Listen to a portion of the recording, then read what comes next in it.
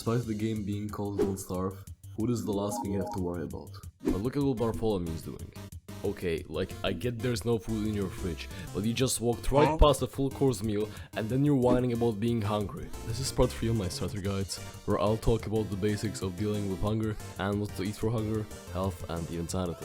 So buckle the fuck up, because there's gonna be a lot of information in this video, so let's get started.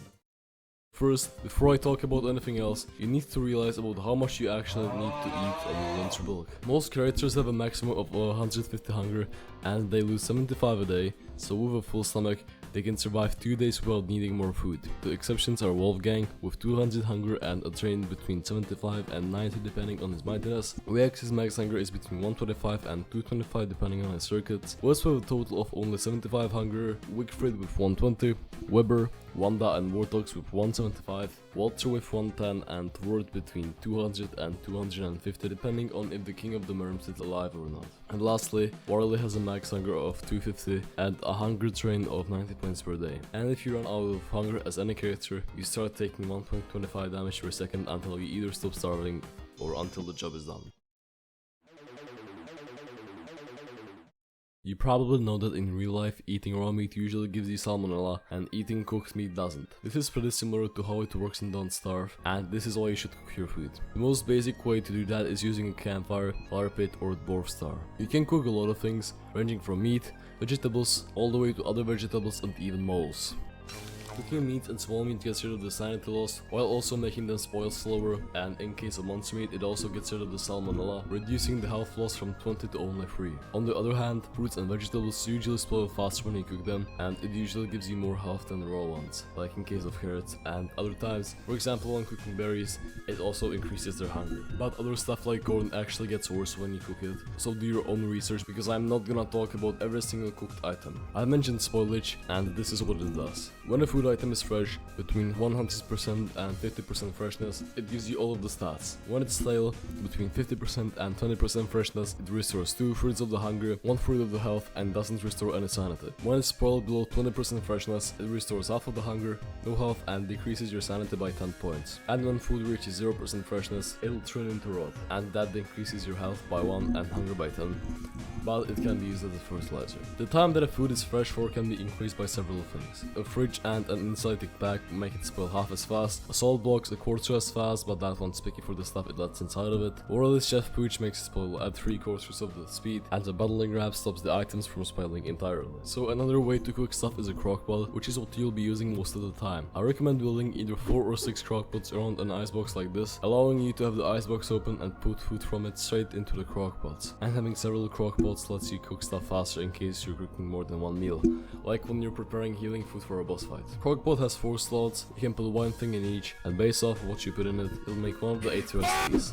I'll get to those at the end of the video after I'll talk about food sources, but I still have to talk about drying rags before I get to those. You can put all meats and also kelp on a drying rag, and after a certain amount of time it gets dried up and upgraded. Normal meat and batless cookings take 2 days, all other types of meat 1 day, and kelp only a quarter of the day. Normal meat gets turned into jerky, which gives 25 hunger, 20 health and 15 sanity. Small meat gets turned into small jerky, which gives you 12.5 hunger, 8 health and 10 sanity. Monster meat gets turned into monster jerky, which gives 18.75 hunger and you'll lose 3 health and 5 sanity. And dried kelp gives 9.3 number hunger, 1 health and 10 sanity. When you pick up the dry stuff from the rack, it'll always be fresh, even if the thing was spoiled when you first put it there. I'd say that meat is the best type of food in the game, and that's because it's easy to get. One piece of meat by itself gives you 25 hunger, which is pretty good, and it's used in most of the good crockpot recipes. So the first and best kind of meat is big meat. Okay, I could have said that a little better. Big meat is probably the most common one, being throughout by stuff ranging from cat coons, pigs, beefaloes, and all the way to giants. In my opinion, the easiest ones to get it from are pigs/werepigs, dolebirds, elephants, and beefaloes. Pigs drop 1 meat with a 75% chance, and 1 pigskin with a 25% chance. So how do you farm them? Make a pan and drop 1 pigskin in the middle. It can also be meat, but pigskin is better because it never spoils. Then build pig houses around it like this. The pigs will come out, and they'll try to get the pigskin, but they won't be able to because there's a fucking fence in the way. They'll stay like this 24/7 unless something attacks them. The issue with killing pigs is that if you hit one, all the pigs nearby are gonna gang up on you and it becomes pretty chaotic. But for once, Clay decided to be nice to the players. If you feed a pig 4 monster meat, it'll turn into a water pig, which is much more predictable because instead of kiting you in a weird way, you can just do 2 hits or 3 with a speed boost, dodge, and repeat. If they go back to trying to get the pig skin, just start the attack animation, but don't land it and quickly dodge. Then do 2 hits and repeat. And they always drop 2 meat and 1 pig skin, which is better than normal pigs. You can usually find tall birds in the rocky biomes, specifically near their nests. They're very territorial, and if you come near their nest, they'll immediately start attacking you. You can do 2 hits and dodge, but sometimes you might only be able to get in 1 because they'll start moving faster. In general, kiting these things feels pretty clunky. After you kill them, you'll get 2 big meat, and you can also take 1 of their eggs, which can be turned into food with the highest stats in the game, with the help of a crockpot. Now for co-elephants, these will be carrying your early game supply of big meat. So how do you get them? When you find these suspicious truth paths on the ground, inspect them and it'll show an animal track. When you go in its direction, after about a screen level, you'll find another one and you repeat that. After 6 to 12 third piles, you'll be able to see the co-elephant. The scared little will run away from you, and there's 2 main ways to get it. First, you can just wait for night and let it fall asleep and then hit it. The other way is to use the roll dash and get it stuck there. It's pretty self-explanatory. You want to chase it into corners like this where it's easier to get it stuck, but it can sometimes still take a lot of effort because these guys are actually pretty smart. Like, look at this. So in both cases, you can do 1 hit, dodge immediately, then do 6 hits and dodge and repeat that. It's possible to do 7, but only if there is no lag, and you still have to time it really well. When you kill them, it drop 8 meat and also a co-elephant's trunk, and if you cook this trunk over a fire, it'll give you 75 hunger and 40 health, which is a pretty good upgrade over the 37.5 hunger and 40 health when you eat it raw. Similar to co-elephants are beefaloes, which are about the same size and about as ugly, or the same kiting pattern, but they only drop half the meat. They live in packs, and if you hit one near their pack, you'll get surrounded by the federals. Beefaloes are pretty useful for their horn and their wool, which can be used mainly for insulated clothes, which help you with the cold in winter. Besides normal big meat, you also have monster meat. You get that mainly from spiders and hounds, and it's basically just the worst type of meat. It hurts you for 20 damage, and when you use 2 or more of it in a crockpot, it turns into monster lasagna, which is just spiders on a pan. Please don't ever cook this. So I went over both of these things several times before, but I'm gonna do it again. To kill spiders, just step on their nest, lure them a little away from the net, otherwise bad things will happen, and then kill them. If it's just 1 spider, you can sunlock it, and if it's more, just dodge their attacks. They take pretty long to hit you, so it's really easy to dodge. And for hounds, you can get them during hound attacks, which happen about every 6 to 8 days, and you can always find them on hound mounts, which are in the Dragonfly Desert. Hound mounts are these bones, and sometimes there's only gonna be like 1 bone thing in the whole world, other times it's gonna be the whole of Pakistan, so it's just up to luck. Just do 2 hits and dodge for 1 hound, and if you're dealing with more of them, try to synchronize their attacks. If it's even more to the point where it's too many to handle, go to other creatures such as pigs or beefaloes. The hounds will eventually re-aggro and attack something else, and then you have less hounds to deal with. Just like monster meat is a downgrade from normal meat, small meats are a downgrade from it too. There are different types of small meats, which are all very similar to each other. You have morsels, drumsticks, frog legs, and battle squarings. They're a little easier to get than big meat, but they also give less hunger and are worse for crockpot recipes. If you're struggling with big meat, small meats might be worth it, but most of the time you should focus on big meat. You can get it from rabbits, which you can catch using a trap and placing it between the nest and the rabbit, or just do it like this. Birds, which you can get using a bird trap and putting a seed in it, and a bird will eventually fall into it. Frogs, which are super annoying but easy to kill, just do 1 hit and dodge. But be careful, they like to gang up too. And if a frog hits you, you'll drop an item from your inventory. Basilisks, these weird bird things will come out of cave holes during dusk, also do 1 hit and repeat. And turkeys, which spawn from picking berries. You can make this pen in the middle, move a berry or a powder cake dropped in it, and plant berry bushes around it. Sometimes when you pick berries, a turkey, or it's actually called the gobbler, will spawn and try to get the berry, just like the pigs do with the pigskin. And just hit it and knock it the There's one more thing that meat is useful for. When you give any meat to a bird inside of a bird cage, it'll give back an egg. Eggs are useful in some crockpot recipes, such as pierogi or bacon and eggs, and they can even be used as filler sometimes. There are also tall bird eggs, which you can take from the tall bird nest, and I already mentioned them. They give 25 hunger and 3 health, but they're best used in the crockpot. So there's one more use for meat, and that's giving them to Big King for gold. He accepts most meat, but the ones that he doesn't accept can be given to a bird for an egg, which he does accept. Not tall bird eggs though. Again, don't even try to waste those.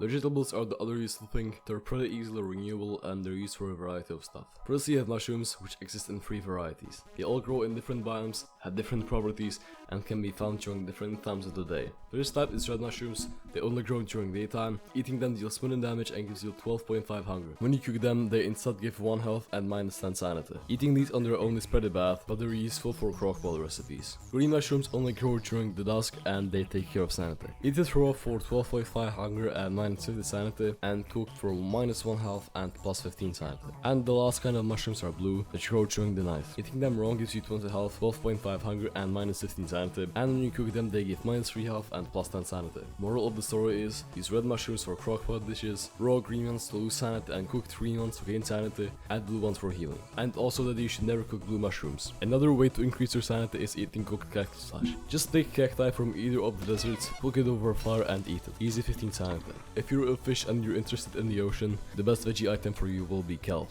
You'll have to find some in the ocean, ram it against the shore with a boat until it's uprooted, then just replant it in the ocean near your base. It's an easy source of vegetables and crockpot filler, and it grows every 3 days for the whole year with no additional cost or investment. Then you have gardening. Probably one of the most simple and also the most complicated systems in this game. If you want the full explanation, watch either my spring guide from 439 where I explained it, or once I made a full guide on the gardening system, watch that instead. The simple way to do it is to make a garden digamagic, use it on the ground, then till the ground with a hoe, and plant the generic seeds you can find lying around the world in these holes. The plants will grow on their own, and just doing that will give you all the veggies you'll need. If you want a specific seed for that plant back on harvesting, just talk to them in each growth stage.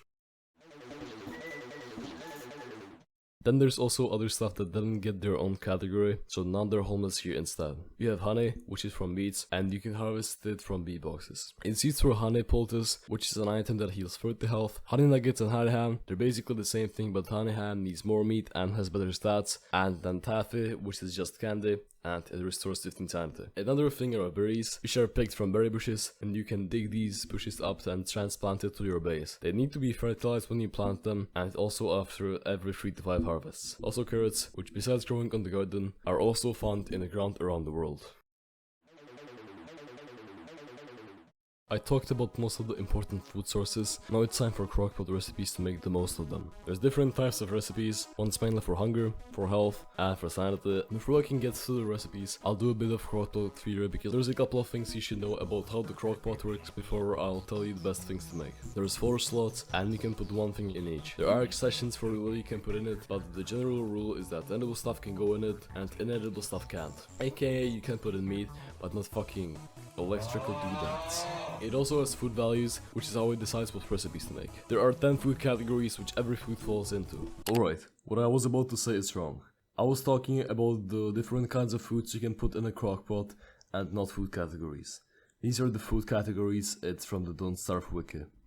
One last thing is that different recipes have different priority, so for example if you want to make bacon and eggs, which requires 2 meat and you'll use 2 monster meat, which also have a monster food value, you'll make monster lasagna instead because that one has a higher priority. Now let's get on to the recipes. The first ones I'll go over are the ones that are the best for hunger. Meatballs gives you 62.5 hunger, 3 health and 5 sanity. They require 1 meat value, which is 1 piece of big meat or 2 small meats, and any kind of filler besides twigs. You can use more meat for it, but it's a bit of a waste. If you use a meat value of 3 or more, you'll get meat stew instead, which gives you 150 hunger, 12 health and 5 sanity. It doesn't allow twigs, honey, Tolbrick bags and mandrake. A meal that's less hunger efficient but gives you more health is bacon and eggs. It gives 20 health, 5 sanity and 75 hunger. It needs a meat value of 1.25 and an egg value of 2. You also can't use vegetables. Now, I've been teasing one meal whenever I mentioned Tolbrick eggs, and that meal is Tallscotch eggs. It has an insane 150 hunger, 60 health and 5 sanity. All for the cost of just 1 Tolbrick egg, 1 veggie and any filler. And the last recipe that I have for hunger is dragon pie. It gives you 75 hunger and 30 health. Yes, it's not as ridiculously high as Tallscotch eggs, but it's still really good. And it's also a lot easier to mass produce. You need 1 dragon fruit to make it, and anything else that's not meat, mandrake or asparagus. These are all of the best hunger recipes. Now let's take a look at the ones that are the best for healing. First is pierogi, which is probably the most well-known healing item in the game. It gives you 37.5 hunger, 40 health and 5 sanity. It's made using any kind of meat, 1 egg, 1 veggie, and something else that's not twigs or mandrake. An easier healing food to make that gives you half of the health is bonus Q. It gives you 37.5 hunger, 20 health and 5 sanity. You have to use a meat value of less than 1, aka 1 small meat and not more, otherwise it will just turn into meatballs. 2 ice and 1 filler that can't be an inedible. Another one is trail mix, which gives you 12.5 hunger, 40 health and 5 sanity. To make it, you need 1 birch nut, 1 berry and 1 fruit. And you can't use meat, veggies, eggs or dairy products. And then there's 2 pieces of food which are also in the hunger category, and those are tall sausage eggs and dragon pie. And for sanity, you first have banana shake, which is made using 2 bananas, and anything that isn't a meat, seafood or monster food. It gives you 25 hunger, 8 health and 33 sanity. The other good one is jelly salad, which gives you 37.5 hunger, no health and an insane 50 sanity. It requires 2 leafy meat and a sweetener value of 2, so 2 honey, or you can also use a single royal jelly, which has a sweetener value of 3. The last thing is that all characters except Warley have a favorite food. When they eat it, they get an extra 15 hunger from it. Wilson has bacon and eggs, Willow has spicy chili, Wendy has banana pop,